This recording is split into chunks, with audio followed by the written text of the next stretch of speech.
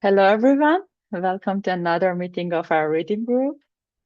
Um, as always, if you have any questions, you could just ask it in middle of the chat or drop it in the chat. We will read it loud, or you could raise your hand. One announcement, there might be some Zoom issue again.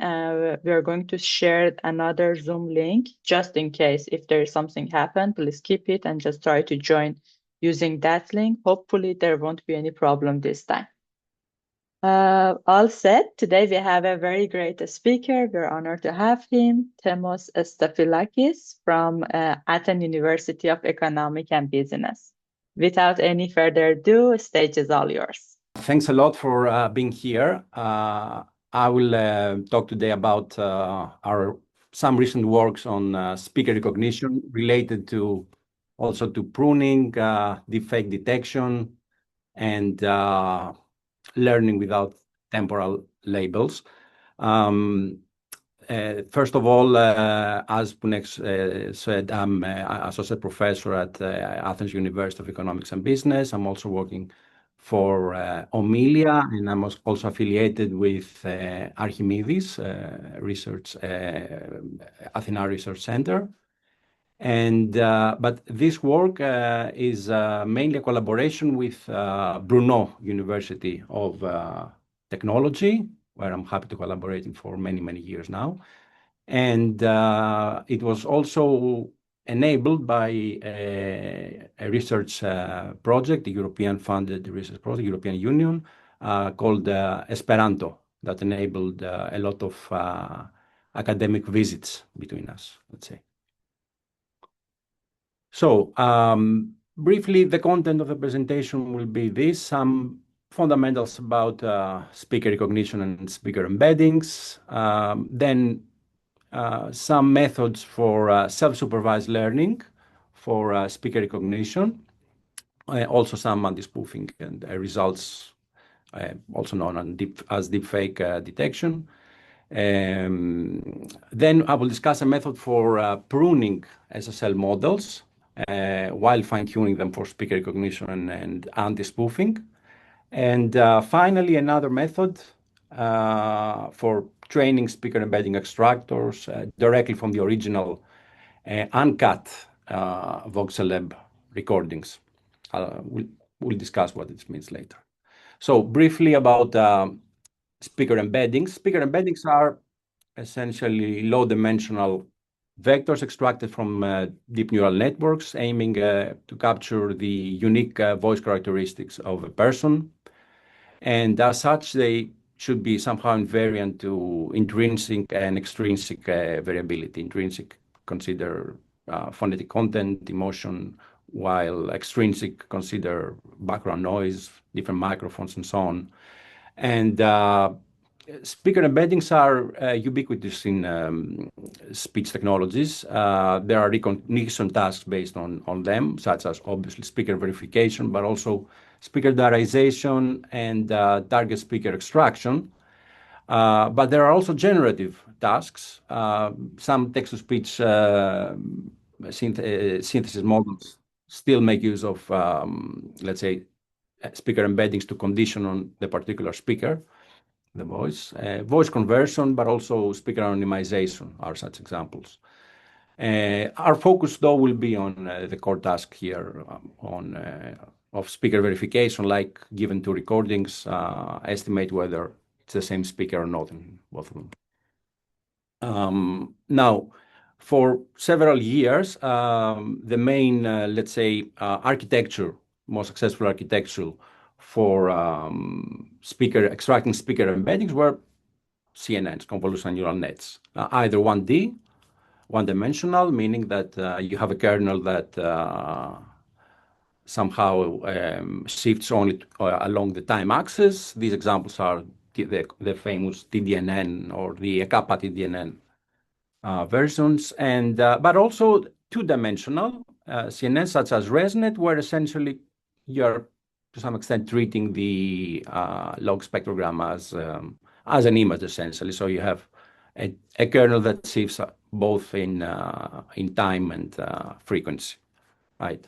And once you do this, you need to somehow squeeze, obviously, the time dimension. Therefore, you need some sort of pooling. And typical poolings are mean plus standard deviation, or other types of pooling like attention-based pooling also. And speaker embeddings are just some compressed version of these statistics vector typically, right? Typical values are 256 dimensional or so. And okay, but how do you train that? The most standard way of training it is to have, let's say, several thousand of speakers. You have a training set of speakers, and you are just creating, you are adding a softmax and proceeding with cross entropy. So this is what is depicted on the left-hand side. But in speaker recognition, what a change that is somehow to the standard softmax that is very effective is this angular margin or angular additive margin softmax, where there is a simple modification. First, you have the embeddings, right? And you have a linear layer prior to the softmax, which goes from the embedding dimension to the number of speaker dimension, right, to the log, it's, let's say, domain. And the idea there is that you can length normalize both the embedding, but also both the speaker prototypes, the training speaker prototypes. And therefore, you have, let's say, the cosine. And once you have the cosine, you can essentially penalize during training the angle of the logit corresponding to the target speaker. You're adding a penalty, let's say, there. And this helps a lot in increasing the speaker discriminability of the extractor, especially when you want to generalize to new speakers, which is typically what we are aiming to do in speaker recognition. This is an idea, by the way, that was borrowed by the face recognition community. Okay, so several years ago, there was this advent of self-supervised trained models. You can consider them as encoder-only models. That's what they typically are. That try to mimic primarily, I would say, BERT architectures. And the idea is, of course, that you can have a model like that, and you can use it for different tasks. These models are trained on quite a lot amount of data, so they are very good initializations for several, if not all, speech recognition tasks, speech tasks, such as speech recognition ASR, as we depict here, but also speaker recognition or identification. And typical examples are the familiar WAV2VEC, especially the second version, WAV2VEC 2, Hubert, which is, I would say, more successful compared to WAV2VEC, and WAV-LM, which is very similar to Hubert with some modifications in the input signal, adding some distractors that enable somehow the model to learn more to discriminate between speakers. So the community, the speaker recognition community, started working with these models, and there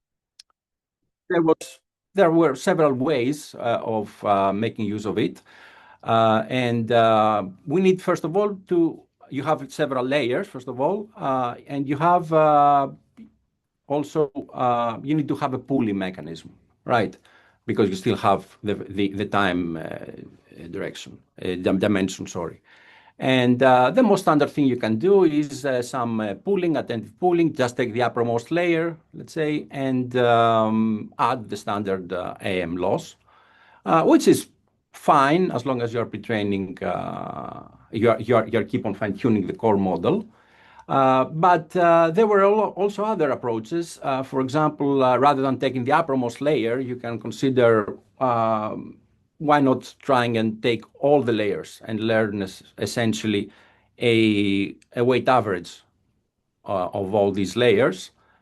So you have a layer pooling, followed by possibly some time pooling, the standard pooling we're doing. And on top of that, I should also add approaches where they are adding some more structure, like a standard TDNN, for example, model. So rather than having some filter banks in the input of the TDNN, you can have, say, features extracted from these SSL models, right? We several years ago, now it's 2022, we thought that maybe there is a simple way of getting some state-of-the-art results with these models, and we came up with an attentive pooling. We are still extracting information from all the layers. What we consider, though, and this was quite helpful, was that maybe we should extract two-weight averages, right? So we need to do an attentive pooling mechanism. Therefore, you need some, let's say, values, definitely. The values should definitely be speaker discriminative, right?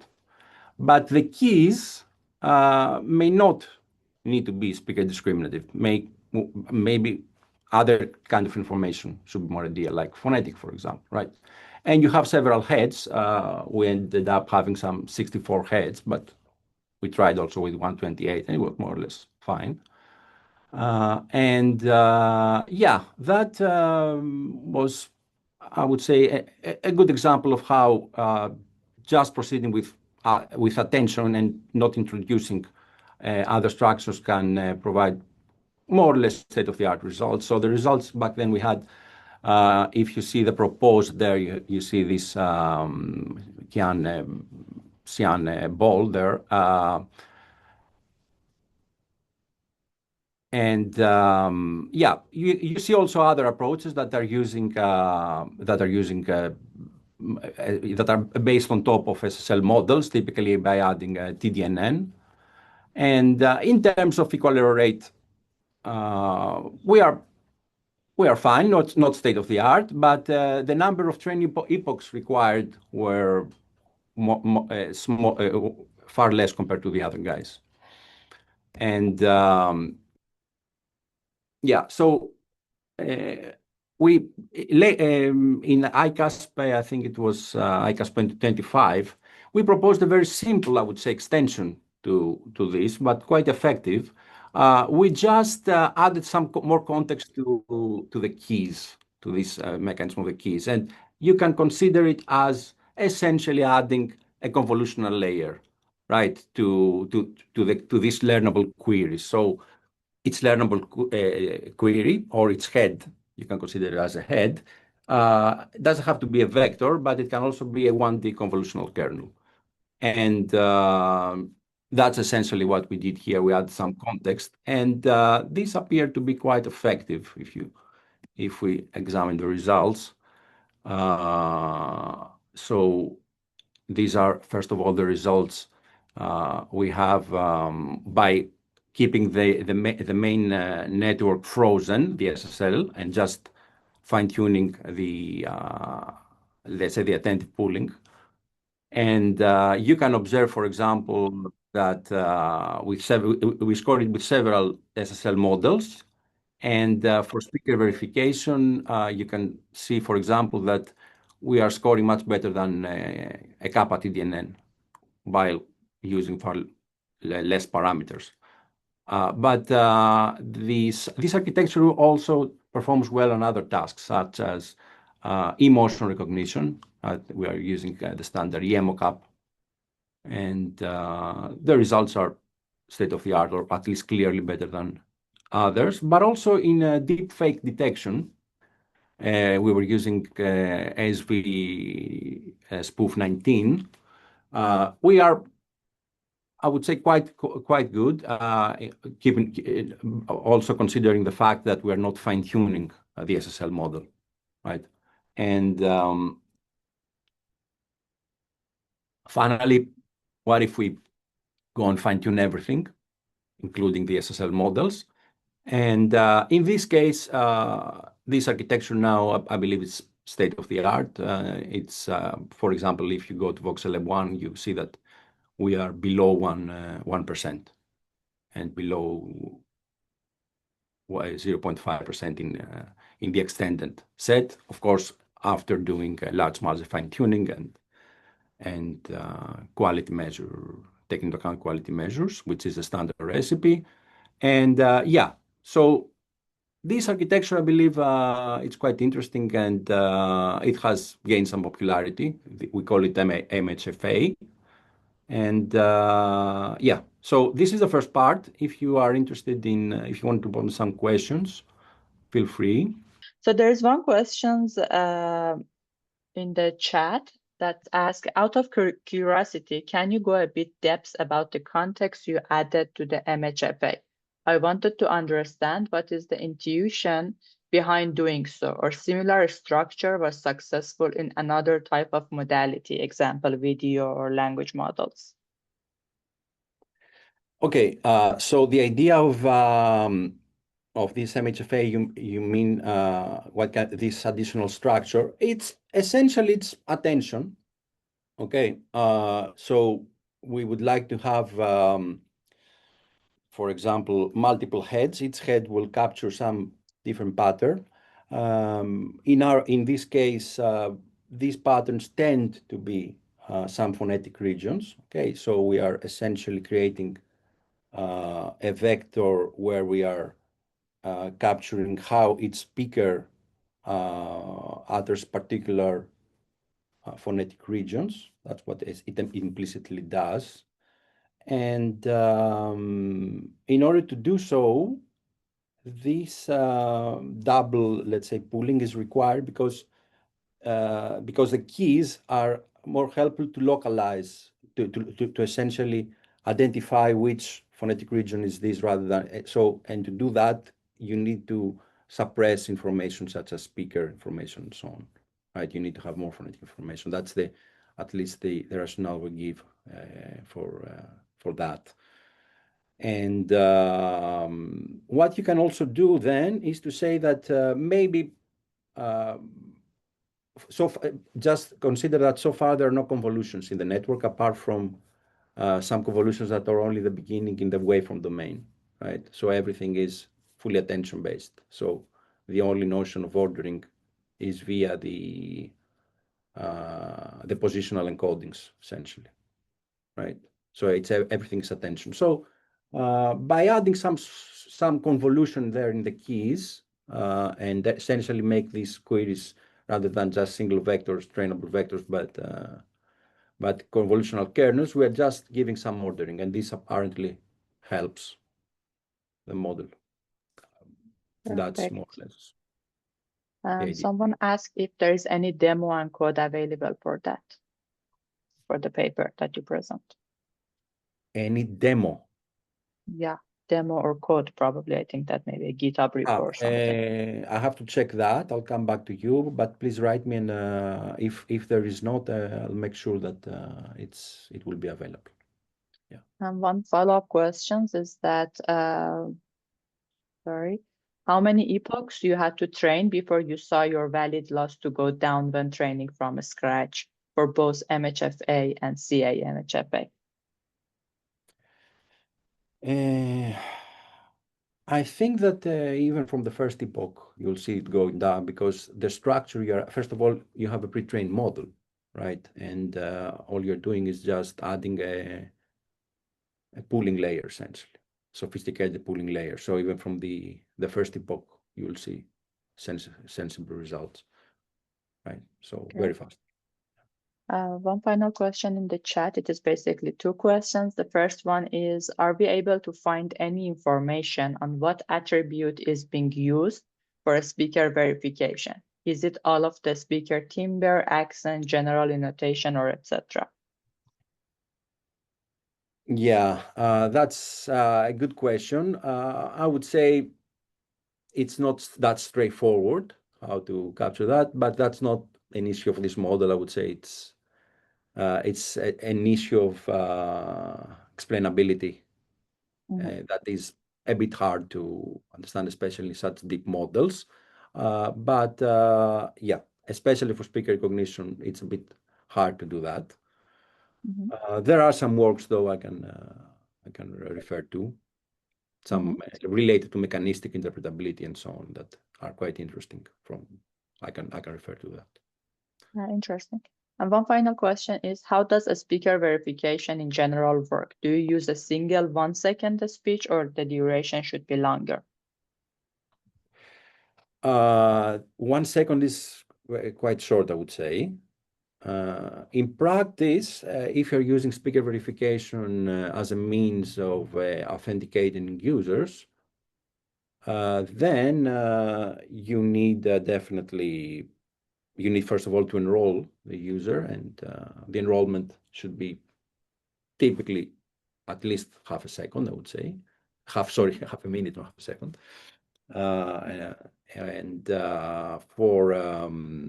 for the verification calls, I would say 2 or 3 seconds for sure are needed in order to start producing some scores about whether it's the same speaker or not. Okay, perfect. So I think that we're done with the question for this part. Okay, good.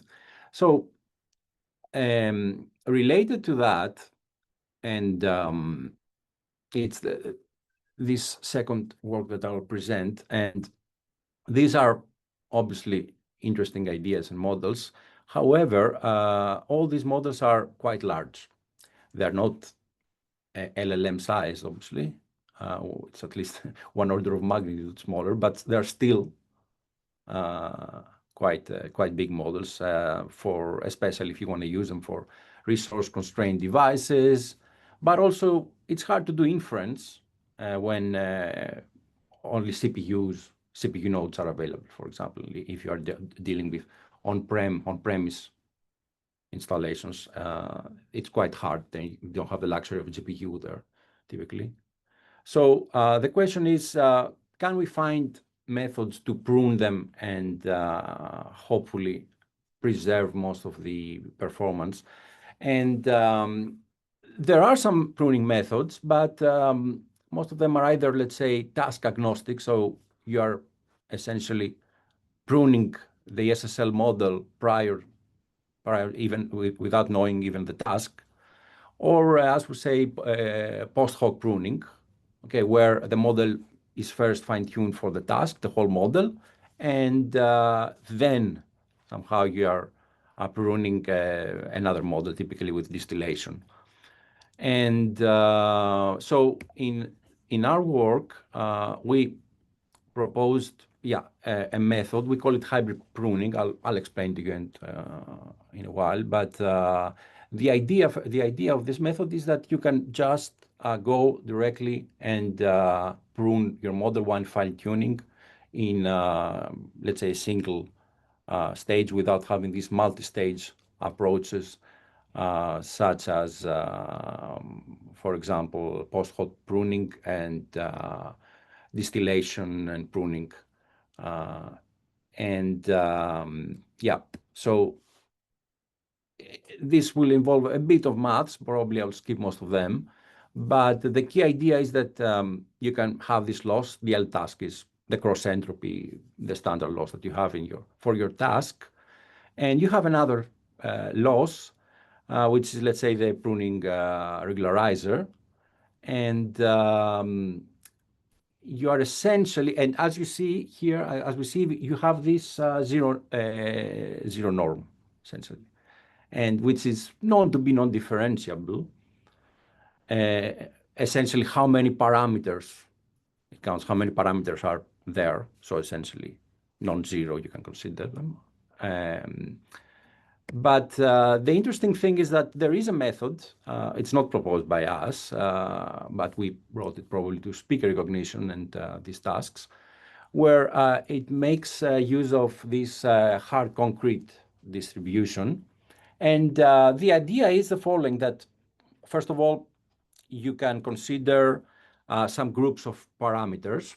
And when I say groups of parameters, consider, for example, you have this feed-forward neural net with a single hidden layer. So you can consider, let's say, a row and the corresponding column, or vice versa, and consider this as a group, for example, right? And you can attach to it this zj variable, essentially. And the interesting thing with this hard concrete distribution is that it is continuous, but has some delta peaks in 0 and 1, essentially. And this is the way that you can derive it from this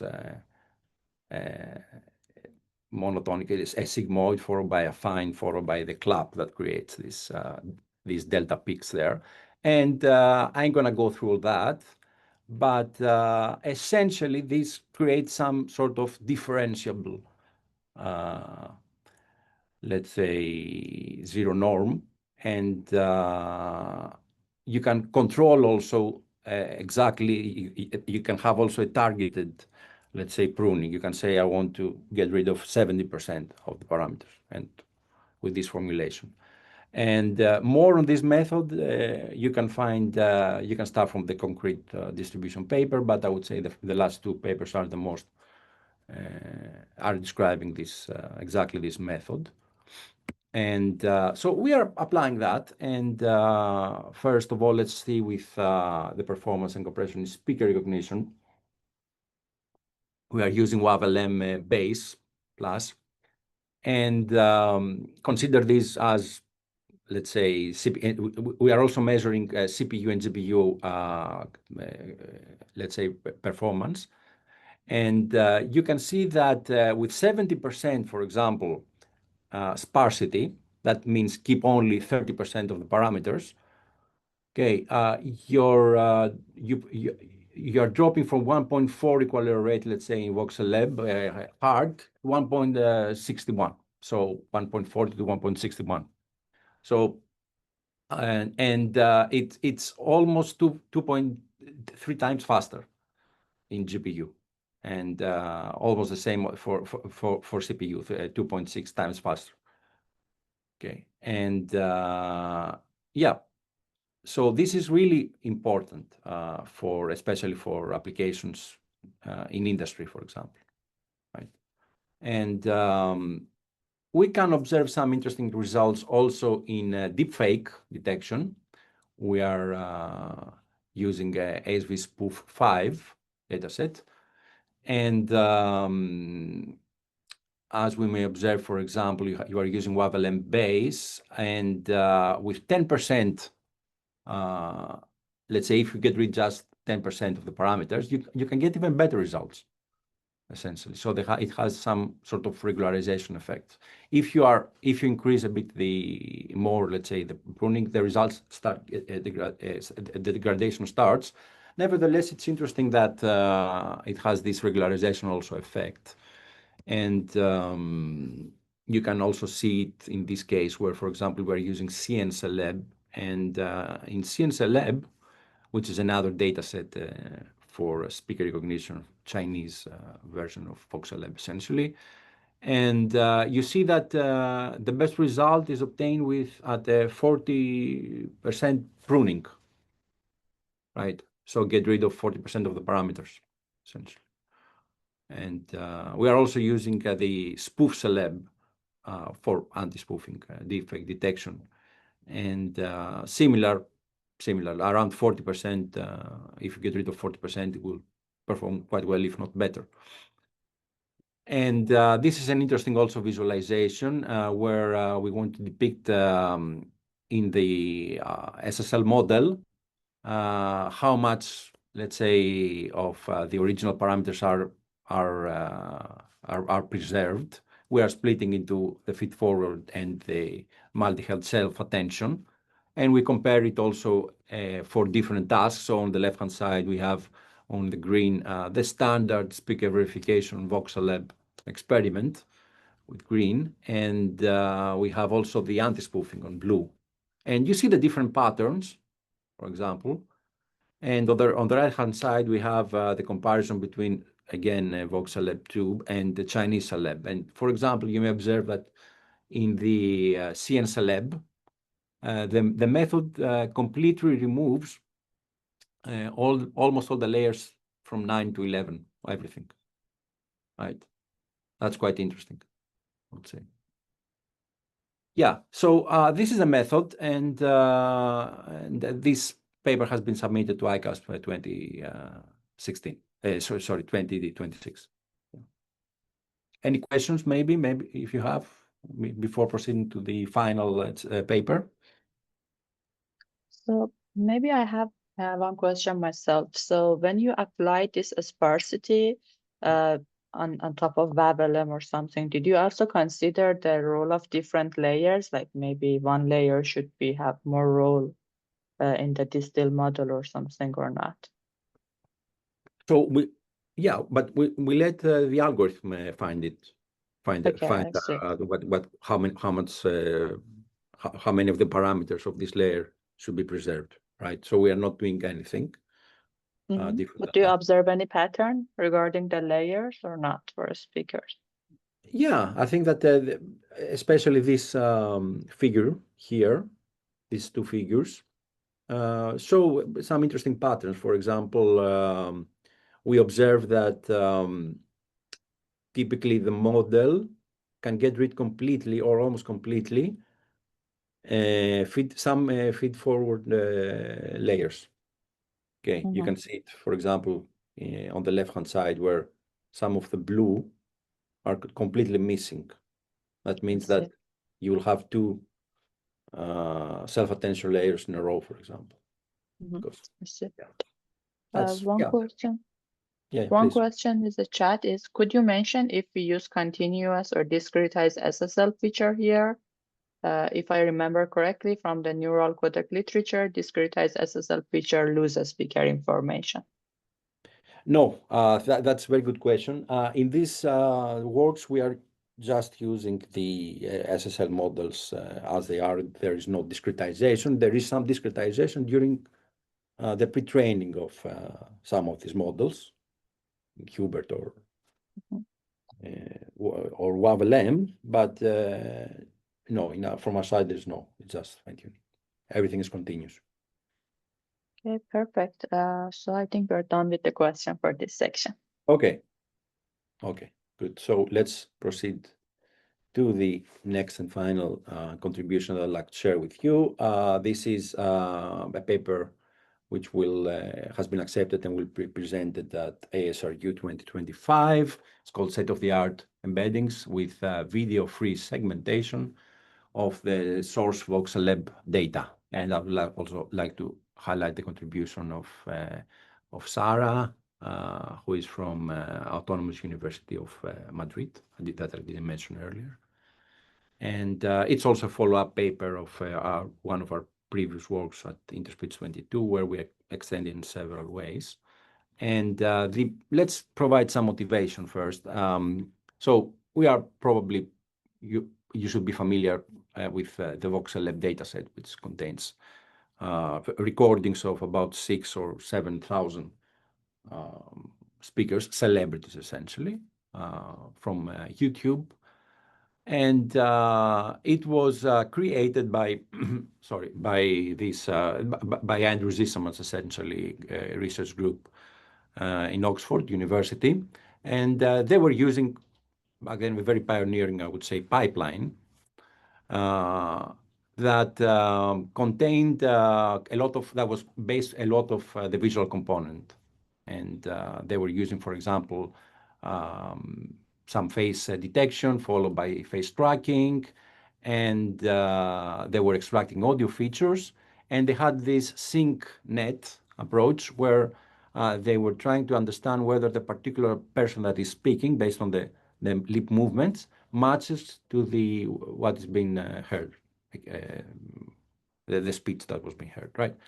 And that was called active speaker recognition, essentially. And there was also face verification. So these are celebrities, so you can obviously find a lot of images of them from the web. And that is how essentially this data set was created. And it was obviously pioneering work and still is. There were some downsides, though, that with this pipeline, inevitably you'll reject some of the speech that might be useful, even from the celebrity speech, the celebrity. And but I would say that another maybe more important downside is that it's not applicable for speech-only data sets, right? You have, let's say, telephone conversation or radio broadcasts, for example, and there's no direct way of applying this idea. So we came and asked some research questions, and it's like as follows: like, can we detect speech chunks where the celebrities are talking without this visual component, or even pre-trained speaker extractors or so, without a pre-trained model, essentially? What we assume that we know is that we know the celebrity. We know, for example, that Tom Hanks is in the particular video. We know that, right? But we don't know when Tom Hanks is talking, right? And so there might be other people appearing in this recording, for example, interviewers, okay? And we assume no information about them, right? And so if we're able to detect these segments, then we can, at the second stage, train a new extractor from scratch using these speech chunks, essentially, right? And maybe the other speakers that appear there can also help to improve further this embedding extractor. So in this sense, we call it weakly labeled data or weakly supervised training, okay, in the sense that, okay, we know that there's Tom Hanks somewhere in this recording, but we don't know where, okay.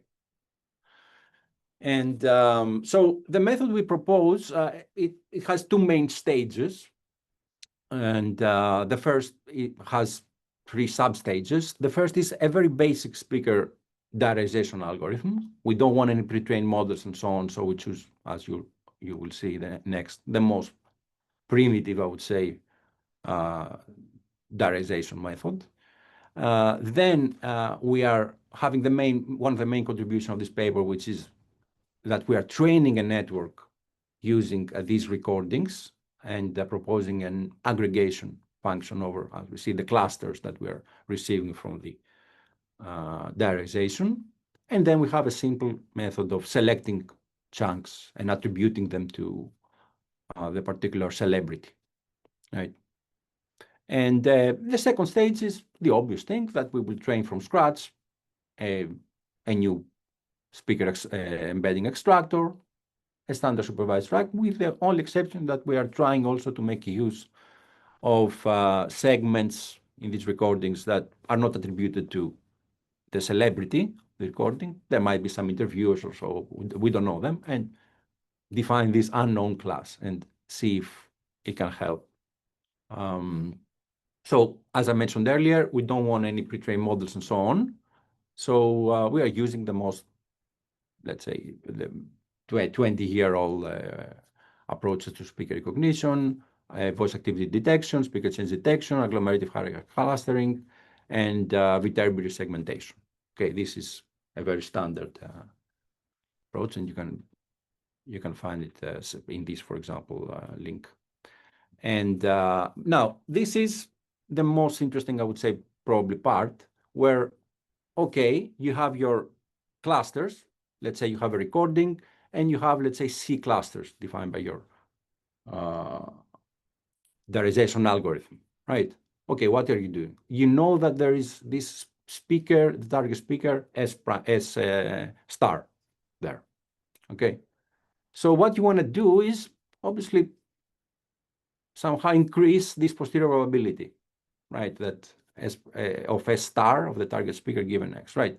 So we essentially treating it as a discrete latent variable model, okay, where the latent variable is this C, the cluster index, which is unknown, indicating where, in which cluster is this particular speaker active, the target speaker, right? So you can consider it as decomposing and introducing essentially this discrete variable and marginalizing it. And yeah, again, some maths that maybe I shouldn't refer to very analytically, but nevertheless, what we are saying is that, okay, you have the speaker prototypes for each of the trainings of the celebrities, the training speakers, essentially. Let's call them HS. And you have your embedding for from the cluster C. Okay. And with this, we will approximate the logarithmic joint, essentially probability distribution of the particular speaker defined by the prototype and the XC, the particular, let's say, cluster. Okay.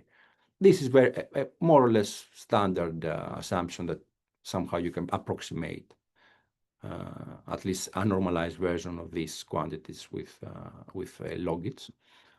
And so if you do that and just use the standard machinery, let's say use the softmax over speakers for that, you will end up with this quite, I would say, familiar and intuitive, I would say, method where it says that, okay, you have now several clusters and you have several, and you have the set of training speakers and you know the target speaker. Well, all you need to do is essentially do some sort of pooling over the cluster dimension first. And probably the right way to do it is this log sum x pooling, at least probabilistically. Okay, we call this therefore log sum x pooling, right? Now, you can also introduce some temperature scaling, right, as we typically do, or in some cases at least we are doing.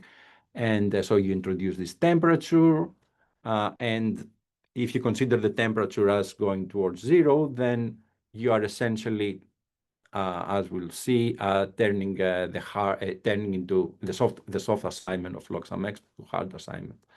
Anyway, and this appears to be a bit more stable. Okay, frankly speaking, so the only difference is that you get rid of essentially the cluster dimension, not by log sum x, but by just max pooling, which is just the same thing if you consider temperature scaling, right? And one thing that we didn't try, but probably it would have been a good idea, is to start with max pooling and then go to log sum x pooling, similar to ASR training with Viterbi and Banwells. Anyway, just also to mention that I'm talking about a cluster. Obviously, the cluster has variable duration, can be quite long. So what we are doing is that at each batch, mini batch, we are sampling 4 seconds from each cluster. So this x of C is just a random 10 seconds each time from this cluster, right? And the gradients are also interesting, but I will not spend much time on that here. But it's quite interesting to also see the gradients and see if they're making sense. So, okay. So we're training them. We have trained the model. And the question is how, okay, we train a model. How are we now create a new data set out of it? Well, simply, we will go to each recording. We know which is the celebrity of this recording. So we will take its cluster. In fact, we're taking these chunks, the segments, not the clusters, because there might be some derization errors. And we're saying, okay, we will create a simple rule where we'll say that if for this particular chunk, the maximum logit of it is indeed the target speaker, and only if, then this class belongs to this target speaker. That's all. Okay, very, very, very simple. Now, once you do this, let's see some statistics. So on the top, you have the original. Okay, this is VoxelLab 2. And 2.3 thousand hours, so approximately. Then you have the restricted. Why the restricted? Because some of the videos are no longer there.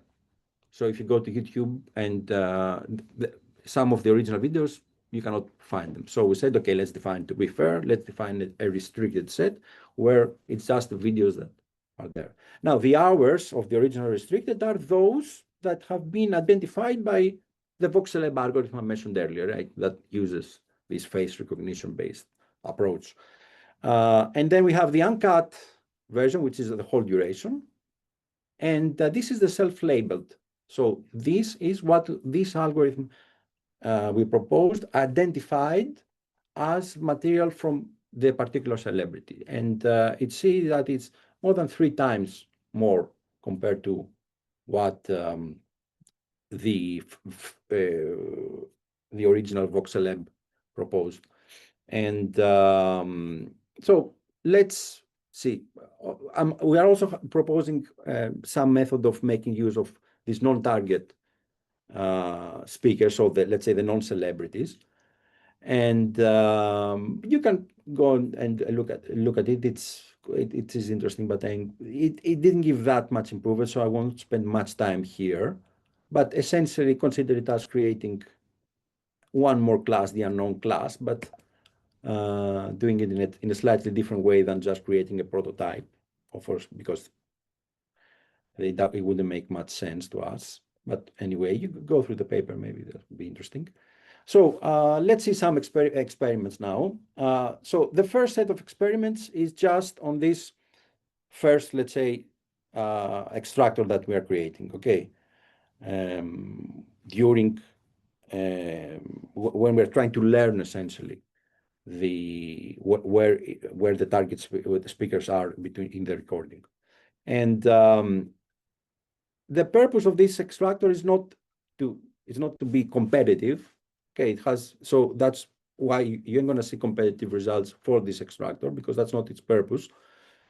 And so it's not built to generalize, for example, the new speakers or so. But some comments that might be interesting is, for example, that even with this speaker diarization algorithm that is very, very primitive and so on, we asked the question, okay, what if we use the state-of-the-art PyNode, for example, algorithm that, of course, has pre-trained models. And these are the differences. Compare, for example, 4.6 versus 3.9. Okay. There is some difference, but not dramatic, I would say. And these are the results, say, if you do the same, but with WAV-LM. Now the results are better. Not state-of-the-art, though. But again, the purpose here is not to be state-of-the-art. The purpose is to identify the segments. Now, once you identify the segments and go and retrain a model from scratch, these are the main results, okay? And what we have here is 2 sets of experiments, one with Reson 34, and we are comparing these restricted, so original voxelab cuts, and versus our method, which we call self-labeling. And you see that we are getting better results in this case, even better compared to the standard voxelab cuts. Okay. And once we repeat the same thing with WAV-LM, we're still getting very competitive results, slightly worse than the results you will get with the original cuts. But once you introduce this unknown class, the difference somehow becomes small. So the unknown class, somehow, the use of these speakers helps a bit, yeah, to improve the results. And I think this is it. Some conclusions only that, and some future directions, for example, maybe future directions. We are interested in trying, for example, attention-based aggregation rather than this log-sum-x pro-max pooling aggregation. That might be interesting to try. Include recordings where more than one celebrity appears. That might be possible, and I think the solution is quite straightforward within the proposed framework. We can consider alternative chant policies, but also do something quite intuitive. Let's do one more iteration, right? So you have trained the state-of-the-art probably extractor, go back to your original recordings, and start from this extractor. So do this thing iteratively. And probably you'll get some better results. Okay, that was it. And thanks for attending me, and happy to hear your thoughts. Thanks a lot. Thanks for the great talk. So I would like to ask the audience, if you have any questions, please raise your hand or drop the question in the chat. So I think there's one question, but it is related to the previous part. Could you go into a bit more detail on what makes hard concrete distribution so useful? Yeah, why not? So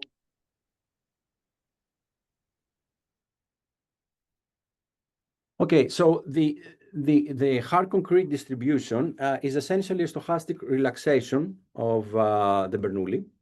Okay, and the problem with the Bernoulli is that if you consider it as differentiable, it's essentially zero gradient. So you cannot backpropagate gradients through a Bernoulli distribution. Whereas with hard concrete, you have the open set between 0 and 1, where you can backpropagate, propagate non-zero gradients, essentially. Okay, and this is how these Z variables that follow this concrete distribution will somehow influence these alpha parameters. I didn't go through many details, but yeah, that's the main thing. And the other is that the cumulative destined function has analytic expression, and therefore you can use it. You can use this CDF for these terms, for the expectation of the norm terms, essentially. Okay, that's how you have analytical expressions for them. Probably these two, but I would strongly recommend to go and read the paper, especially the second one, learning sparse neural networks to L0 regularization. Thanks. Okay, so there is one question that is about the last part. I did not totally get the reason why to use this new method you propose vs the standard method from Voxelab. Is this a matter that you propose approach is lighter in terms of computation? The reason that I ask is because the result you showed, the original Voxelab data are better. Okay, why doing that? Yeah, first of all, we wanted to see if this whole idea is feasible, right? There were methods, for example, a lot of self-supervised methods. So take Voxelab and pretend that there are no labels. And yeah, I believe that it is also an interesting scenario, as interesting maybe as this self-supervised, because yeah, occasionally we're interested in trying things and see. But as I mentioned in the intro, there are data sets where you don't have the visual component, so you cannot apply the pipeline of Voxelab to create these segments, right? So you have interviews, etc., but you don't have the visual component, right? So you need another method that is based completely, I would say, on audio, the acoustic signal. There's another question in the chat. With the unknown class method, can we include a speech data set without a speaker labels in the training corpus? Is it useful? Yeah, so that was the motivation that you should be able to somehow use these speakers, and it gave some improvement. Maybe we should try also to optimize it more. But yeah, that's the idea, that you have a lot of speakers. You don't know, each speaker might be appearing only one. You know nothing, but you have a lot of recordings from speakers that you don't know. And there should be a way to use them during training and still use the standard softmax cross entropy style training, right? And that's what we try to do here. And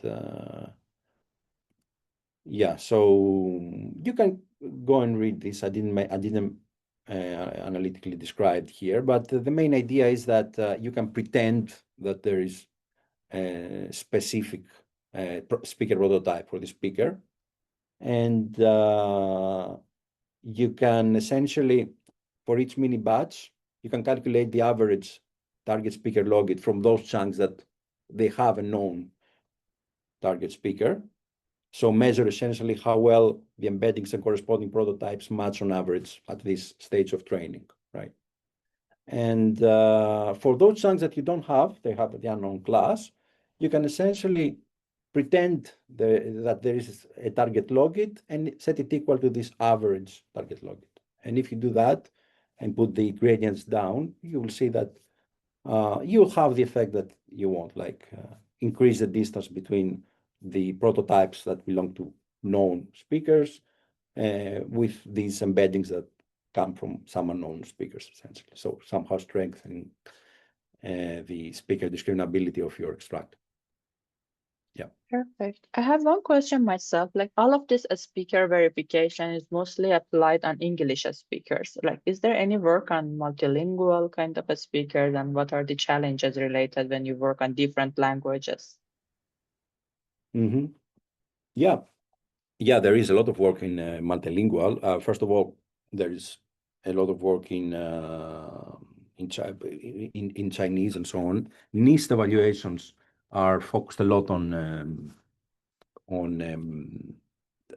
different languages, and there is challenging, but depending on the scenario. For example, you might want to capture the same speaker speaking in a different language. That's a very challenging scenario, right?